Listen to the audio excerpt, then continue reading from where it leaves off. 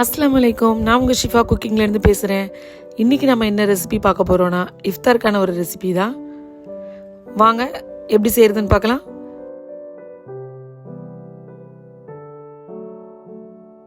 இதுக்கு முதல்ல தேவையான பொருட்கள் என்னென்னு பார்த்துடலாம். இப்போ நான் பிரெட் ஸ்லைஸ் எடுத்திருக்கேன். இதை சின்ன சின்ன பீஸாக கட் பண்ணிக்கிறேன். இந்த ஸ்நாக்ஸுக்கு பிரெட்டோட கார்னர்லாம் கட் பண்ண தேவையில்லை, கார்னரையும் சேர்த்தே நம்ம போட்டுக்கிடலாம். பிரெட் மட்டும் உங்ககிட்ட இருந்தால் போதும், வெறும் 10 நிமிஷத்துலேயும் இந்த ஸ்நாக்ஸை செஞ்சு சாப்பிட்றலாம். ரொம்ப ஈஸியானது. இப்போ நான் கட் பண்ணி வச்சுருக்க பிரெட் எல்லாத்தையும் ஒரு பவுலில் சேர்த்துக்கிறேன். நான் ஒரு 6 ஸ்லைஸ் எடுத்திருக்கேன். அதுக்கு 2 பெரிய வெங்காயத்தை பொடியாக கட் பண்ணி சேர்த்துருக்கேன். அது கூட பொடியாக கட் பண்ண பச்சை மிளகா சேர்த்துருக்கேன்.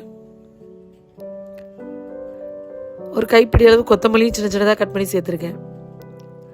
1/2 ஸ்பூன் இஞ்சி பூண்டு பேஸ்ட், 1 ஸ்பூன் மிளகாத்தூள், 1/2 ஸ்பூன் கரம் மசாலா, தேவையான அளவு உப்பு. இப்போ இது எல்லாத்தையும் நல்லா மிக்ஸ் பண்ணி விட்டுருங்க. அந்த உப்பு இஞ்சி பூண்டுலாம் எல்லா பக்கமும் ஒன்று சேர்ந்து வரட்டும்.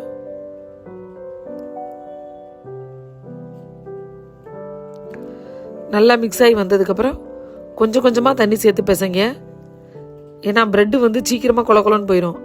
இது கொஞ்சம் திக்காக இருந்தால் தான் நம்ம பால் போடும்போது கரெக்டாக வரும். பார்த்தீங்களா, நல்லா திக்காக இந்த அளவுக்கு பிசைஞ்சுக்கோங்க. ரொம்ப தண்ணியாக இருக்கக்கூடாது, அப்புறமேட்டு எண்ணெயை குடிக்க ஆரம்பிச்சிடும். இப்போ ரெடி ஆயிடுச்சு. இப்போ இதை சின்ன சின்னதாக கிள்ளி சின்ன சின்ன பாலாக உருட்டி எடுத்து வச்சுக்கோங்க. அது நீங்கள் விருப்பப்படுற சைஸில் உருட்டிக்கலாம், சின்னதோ பெருசோ.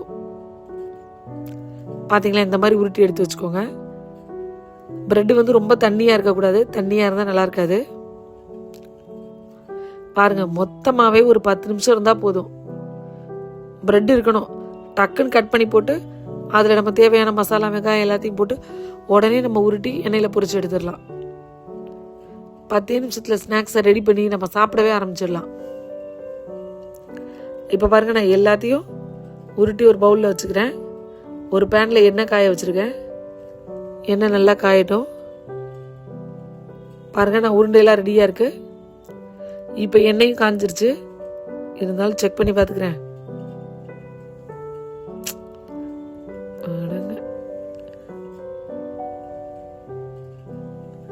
பாருங்கள், எண்ணெய் சூடாயிருச்சு. எண்ணெய் ரொம்ப ஹை ஃப்ளேமில் சூடாக இருக்க தேவையில்லை, கொஞ்சம் மீடியம் சூடாக இருக்கும் போதே நம்ம வச்சுருக்க உருண்டைகள் அதில் சேர்த்துருங்க. அடுப்பு மீடியம்லேயே இருக்கட்டும், அப்போ தான் நல்லா உள்ள வரை வெந்திருக்கும்.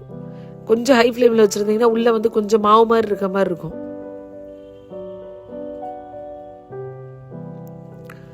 நல்லா எல்லா பக்கமும் கோல்டன் ப்ரௌன் வர்ற மாதிரி திருப்பி விட்டு வேக விட்டுக்கோங்க.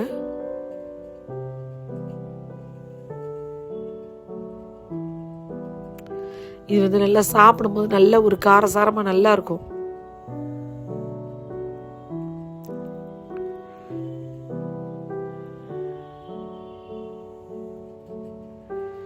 என்னோட அந்த ரெசிபீஸ்லாம் பிடிச்சிருந்துச்சுன்னா என்னோட சேனலை லைக் பண்ணுங்கள், சப்ஸ்கிரைப் பண்ணுங்கள். அப்போ தான் நான் இஃப்தாருக்கு போடுற ரெசிபீஸ்லாம் உங்களுக்கு நோட்டிஃபிகேஷனில் காமிக்கும்.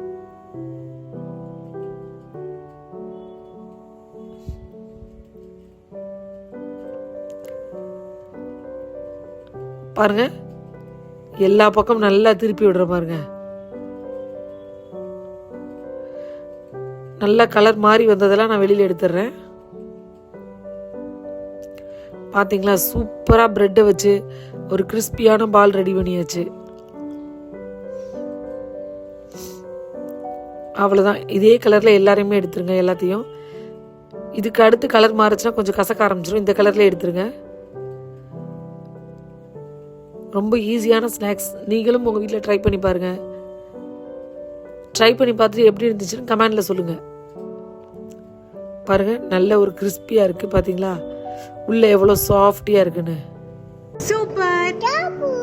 சப்ஸ்கிரைப் பண்ணுங்க. தேங்க்யூ.